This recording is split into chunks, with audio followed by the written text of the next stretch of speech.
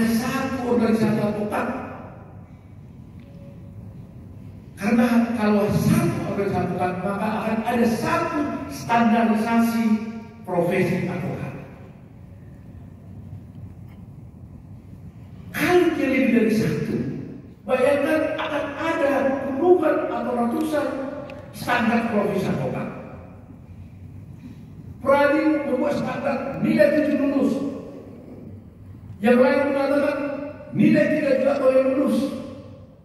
Yang lain mengatakan tidak perlu ujian juga bisa lulus. Yang lain mengatakan ijazah masuk boleh. Maka akan rusaklah kualitas advokat itu. Sehingga untuk memastikan kualitas itu harus ada standarisasi profesi advokat yang betul baik. Dan untuk memastikan ini hanya ada satu organisasi advokat yang mengatur hal ini. Dan ini dibuktikan dalam sejarah. Kalau standarnya berbeda-beda, maka hasil output produk yang dihasilkannya akan menjadi buruk. Kedua, kalau satu organisasi advokat, maka lengkaplah dia dengan pengawasannya. Sudah sedang ada sekretaris Dewan Kehormatan. Kalau ada satu organisasi advokat, apabila ada pelanggaran politik dari advokat-advokat tersebut, maka akan ada satu organisasi Dewan Kehormatan yang bisa memeriksa si advokat tersebut. Tapi kalau tiba terjadilah kisah-kisah yang kemarin itu, dipecat jam 9, jam 11 mendaftar ke organisasi lain. Benar? Jam 9 dipecat, jam 11 sudah diterima oleh organisasi lain. Pecat lagi di sana, akan pindah lagi ke organisasi lain. Artinya, kalau ada seorang pencari keadilan, klien kita, rakyat, mungkin ibu kita, mungkin saudara kita, tante kita, opung kita, diberikan bantuan untuk seorang advokat, tapi advokatnya itu lalu tidak bertanggung jawab, mentelantarkan kliennya. Kemana dia mengambil? Ada ke Dewan Kehormatan. Tidak bisa duduk ke polisi. Dia menghadap ke Pradi. Pradi mau bertindak, orang itu pindah. Si ibu itu, pencari keadilan itu pergi lagi ke depan. Dilaporkan ke sana, pindah lagi ke sana. Akhirnya apa? Pencari keadilan tidak terlindungi. Maka muncullah advokat-advokat yang bagaikan hidup di dalam hutan belantara yang tidak bisa ditinggal apapun. Kebal terhadap itu terjadi. Dan peristiwa yang kemarin terjadi itu, itulah konsekuensi yang sudah saya perhitungkan dari dulu mereka. Kenapa saya serius untuk bicara tentang single itu. Dan kalau juga dibiarkan, lihat akan terjadi korban-korban berikut. Jadi single itu adalah prinsip yang memang harus diperjuangkan, bukan untuk kepentingan Pradi. Itu adalah untuk kepentingan pencari keadilan. Gampangnya, kalau ada seorang dokter yang tidak berkualitas, tidak jujur, dia suntik pasien mati semua. Sama dengan advokat, tidak berkualitas, tidak jujur, dia tipu semua kliennya, habis semua. Negara bertanggung jawab di sini. Makanya buat undang-undang advokat untuk melindungi pencari keadilan itu. Saya sebagai ketua Pradi punya tanggung jawab untuk hal ini. Itu sebenarnya dari dulu saya di demo terus. Atau kita itu Pradi juga mau dibakar, meja saya diguling-gulingkan, saya tetap bertahan. Masih ingat terus dibuat ke kantor kita masih dibut sini. Diancam waktu Hashibun dibunuh, ditantang waktu Hashibun gak ada apa-apanya. Saya lebih hebat katanya, padahal tidak tulus. Kita tidak berubah. Terus Anda sendiri sudah mengalami bagaimana ada ujian. Dan saya katakan bahwa Anda adalah produk-produk advokat yang lulus dengan zero KKM, dengan hasil kerja keras yang sendiri.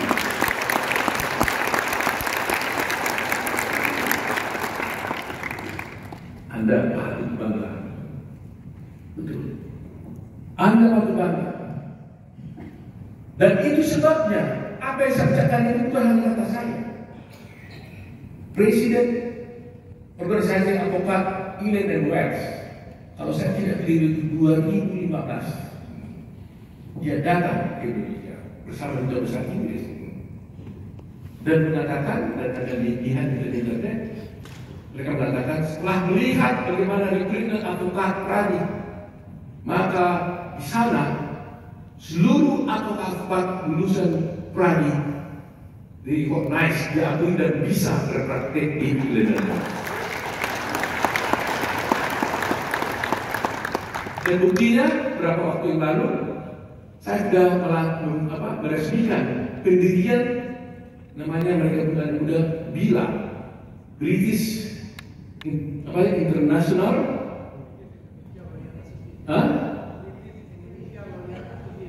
British Indonesia Lawyers Association. Dia artinya adalah advokat Indonesia yang berpraktek di Inggris dan Wales. Mereka belajar sendiri, mereka bisa berpraktek di sana. Di-recognize, diakui. Dan hanya kita. Berapa yang lalu saya kontak beberapa lawyers dari Pradi yang ada di Australia.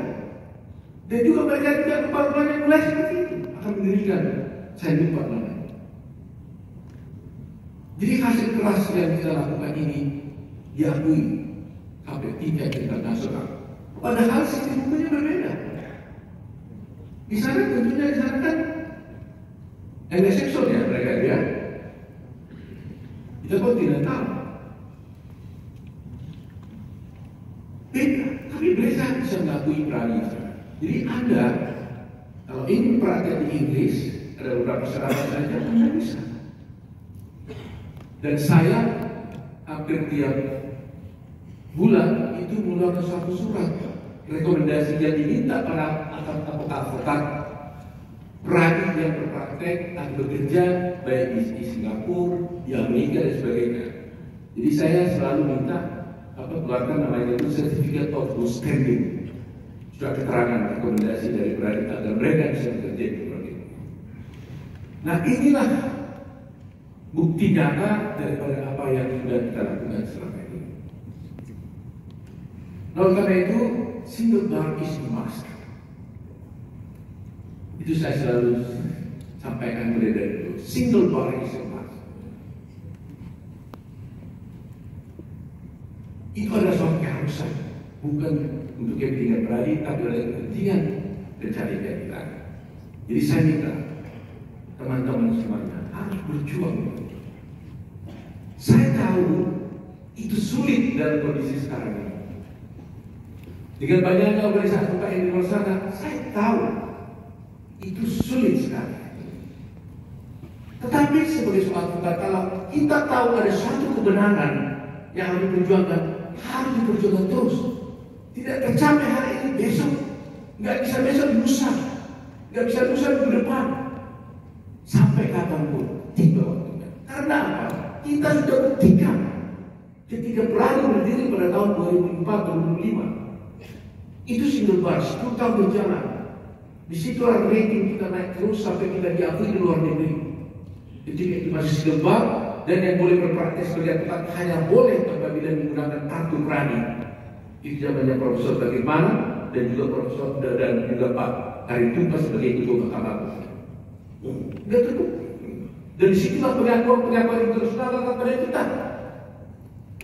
Dan disitulah kita akhirnya diterima menjadi anggota International Bar Association. Hanya satu-satunya yang mewakili organisasi advokat di Indonesia yang menjadi anggota IBA, International Bar Association, hanyalah Pradi.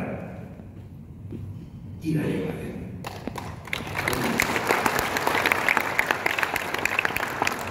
Dan itu juga mudah. Kita ini diputuskan dalam suatu kongres. Munas istilahnya. Kongresnya itu waktu saya hadir di sana, di Praga. Memperjuangkan. Dan kemudian kita juga menjadi anggota satu-satunya dari organisasi advokasi Asia Pasifik, yaitu namanya Law Asia. Dan hanya Pradi yang satu-satunya mewakili Indonesia sebagai anggota daripada Law Asia itu. Lain-lain. Jadi sayang kalau kita tidak tetap berjuang.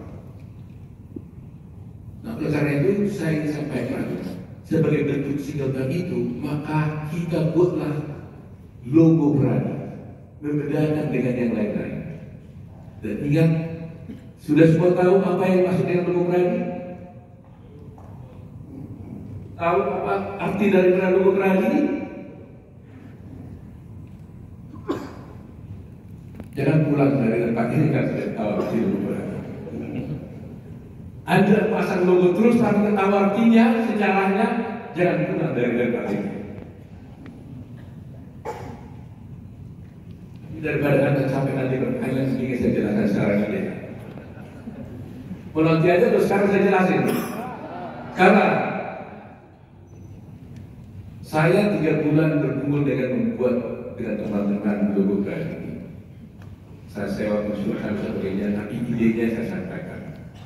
Idenya ini adalah, dan terwujud seperti ini, adalah single bar. Single bar dibentuk, diwujudkan dalam satu bundaran ini adalah satu. Jadi hanya ada satu organisasi advokat. Satu organisasi advokat ini memiliki ada 8 kewenangan, sebagaimana diatur di dalam undang-undang advokat. Apa itu kewenangan? Salah satu hari ini mengangkat seorang advokat, itu kewenangan berat. Membuat ujian advokat, mengawasi advokat, membentuk dewan kehormatan, bentuk komisi pengawas, dan sebagainya. Anda baca di dalam undang-undang advokat. 8 kewenangan ini hanya dimiliki oleh Pradi, dan baca putusan Mahkamah Konstitusi.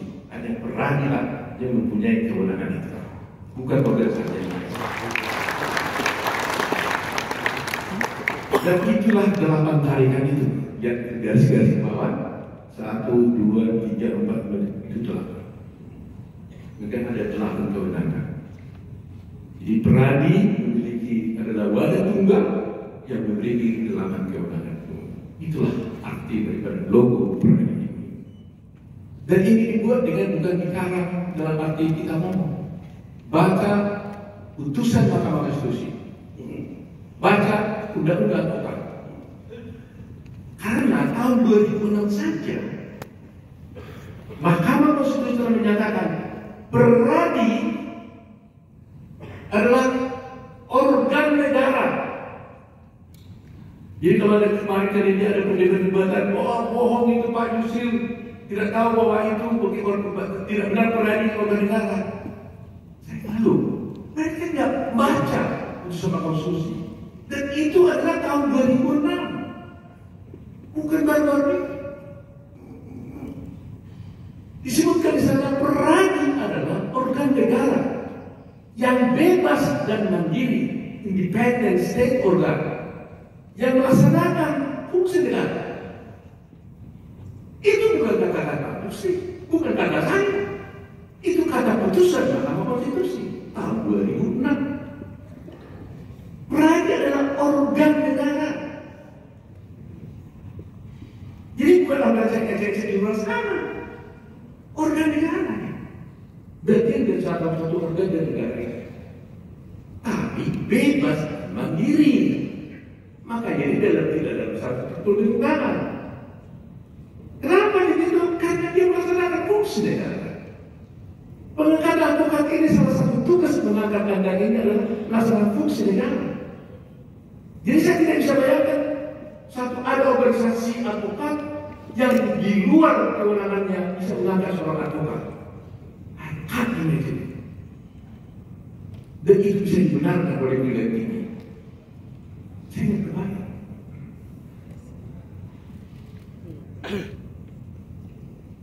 Bayangin organisasi swasta bebas mengangkat seorang penegak hukum.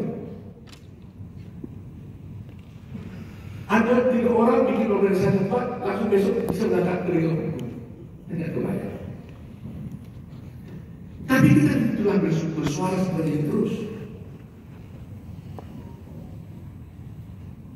Tetapi mereka tidak mau tahu juga. Tetapi saya bersepakat dengan teman-teman kita berani. Tetap. Apa istilah kita di iklan ini? Buat kulung. Fiat justisia ruang kulung. Biar langit runtuh, jadinya tetap harus ditegakkan. Jadi apapun kata orang, berani tetap berjuang. Percaya atau tidak, itu adalah Tuhan yang benar. Soal pemerintah, soal partai politik, soal politik mengatakan berbeda, itu tidak apa-apa. Tapi kita berjuang tidak dengan hukum. Karena ini adalah secara hidup kita. 3 yang terakhir. Karena kalau berusaha nanti saya bisa 2 jam. Advokat itu adalah primus inter pares. Profesi advokat itu adalah primus inter pares. The best among the best.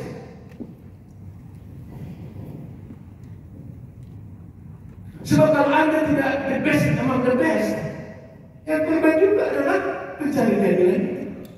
Itu sebenarnya dikatakan juga profesi advokat adalah profesi yang nobel. Officio nobile, tak hormat. Dan kehormatan itu tidak bisa kita beli. Kehormatan itu kita bisa minta-minta. Kehormatan itu tidak bisa kita declare. Kehormatan itu diberikan oleh orang lain karena apa? Karena perilaku kita sendiri. Kalau kita berperilaku baik, ya kita akan hormat. Sama dengan legal fee kita, Anda mencari klien, Anda tidak bisa paksa klien Anda menaikkan fee Anda. Tapi dengan Anda tingkatkan kualitas Anda, pasti fee Anda akan naik. Makanya saya selalu mengatakan dalam training, mereka bertanya bagaimana Pak supaya dapat fee yang besar, supaya fee yang besar. Saya bilang saya memulai karir dengan fee $50 per jam. Pada tahun 82. Kalau $50 saya berapa ya? Kira-kira berapa per jam? Sekarang udah banyak ya, karena dolarnya udah tinggi ya. Zaman dulu itu saya $50. Tapi itu rate-nya Pak, itu masih 1000 berapa? Berjalan beberapa waktu. Karena kualitas saya mulai naik, maka itu saya mengatakan, oke, sekarang kamu naik $75 per jam. Demikian terus menerus, akhirnya naik. Semuanya itu terjadi karena apa? Karena kita meningkatkan kualitas kita. Jadi kita dibayar berdasarkan kemampuan kita. Kemampuan itu ada 2, kemampuan di dalam hukum dan kemampuan di dalam etika profesi. Janji melaksanakan tugas profesi kita beretika. Jadi nggak bisa dipaksa-paksa. Kenapa orang itu dibayar mahal? Ya karena memang dia melaksanakan tugas profesinya dengan baik. Dia tingkatkan kualitas advokatnya. Makanya kita ada tugas-tugas untuk melakukan continuing legal education. Makanya kalau di private dia itu gratis semua. Kita setiap bulan itu ada pendidikan, seminar dan sebagainya terhadap semua advokat bebas. Minggu depan ada lagi mengenai soal kepailitan, itu free. Itu di pembicaranya luar biasa asing. dan punya kewajiban juga bekerja di Indonesia, dia harus mengabdikan dirinya kepada hukum. Nah, kira-kira gitu. Jadi saya itu sebenarnya saya katakan bahwa profesi advokat itu adalah profesi yang primus inter pares, the best among the best. Jadi teman-teman semuanya ini adalah primus inter pares, the best among the best.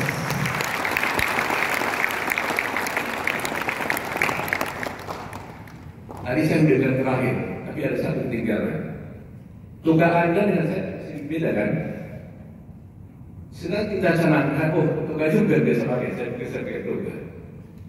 Tugas yang saya bikin itu, ini saya menjadi cita-cita. Ada ceritanya begini. Tugas yang Anda pakai, kalian punya kantong nggak di tugasnya? Nggak ada. Hah? Nggak ada. Nggak ada. Nggak ada.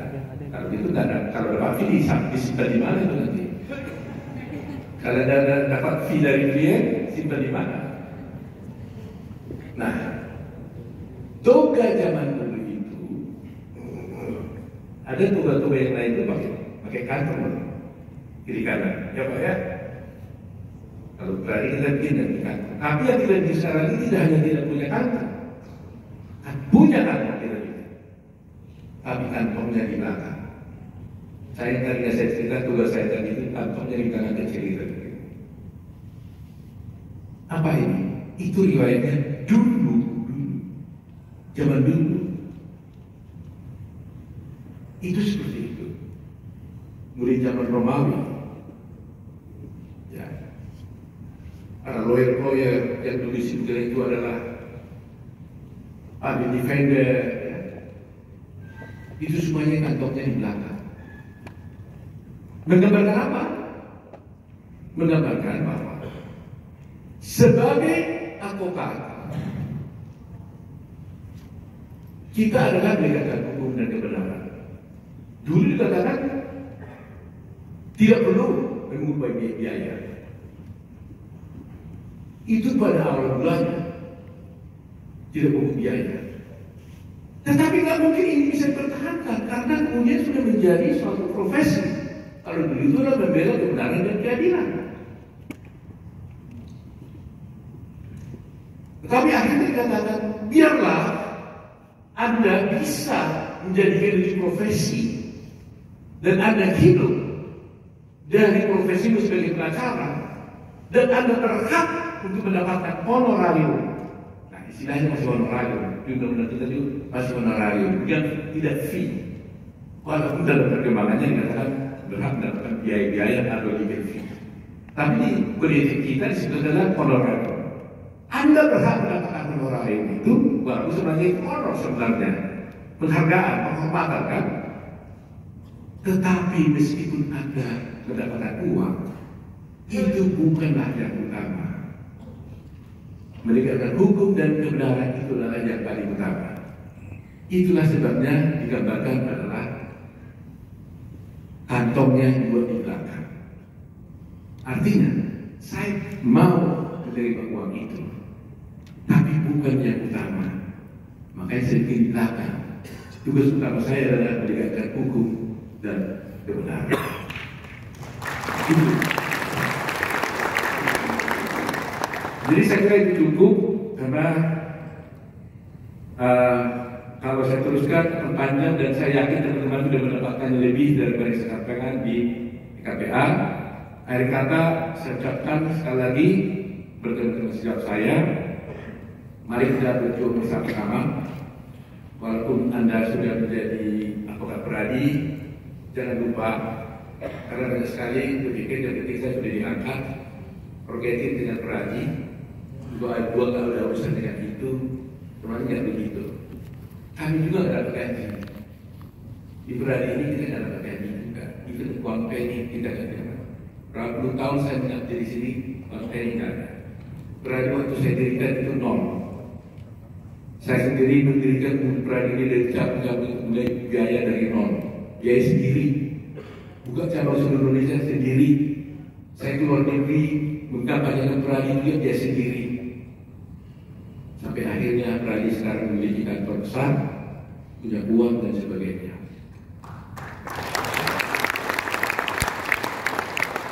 Padahal organisasi yang lain juga sama-sama punya uang, dapat uang juga. Tapi kita punya uang, kita jaga dengan sebaik-baiknya. Kita audit dengan akuntan publik. Setiap bulan ada, setiap tahun Anda bisa lihat itu dia di Pradi. Dan kita memiliki secara kantor Pradi ada 2 di Jakarta, satu yang di Jalan Mahyani, itu Pradi Tower, satu lagi ada di Soho. Ya, dulu itu di situ kantor kita. Dan sekarang kita kantor untuk pendidikan. Kita juga punya kantor di cabang-cabang juga punya kantor. Ini ada ketua DPC Bandung juga ini, Pak Rudi, punya kantor. Ya, sekarang Adi Nurdin ya, itu kantor di Bandung, itu milik Pradi. Kemudian ada di Palembang, itu juga milik Pradi. Di Jember, di Medan, semuanya itu milik Pradi. Bukan atas nama Tuhan Simbol, tapi atas nama DPR Pradi. Sehingga uang yang dikumpulkan itu betul-betul kita jaga. Dan saya harapkan teman-teman yang ada di sini siapa tahu ingin berpartisipasi dan mudah-mudahan mungkin menjadi yang lawyers, mungkin kursus yang lawyers atau di cabang-cabang atau di partisipasi atau di pendidikan, kita menyambut baik partisipasi teman-teman semuanya. Dan kata saya ucapkan selamat kepada teman-teman semuanya.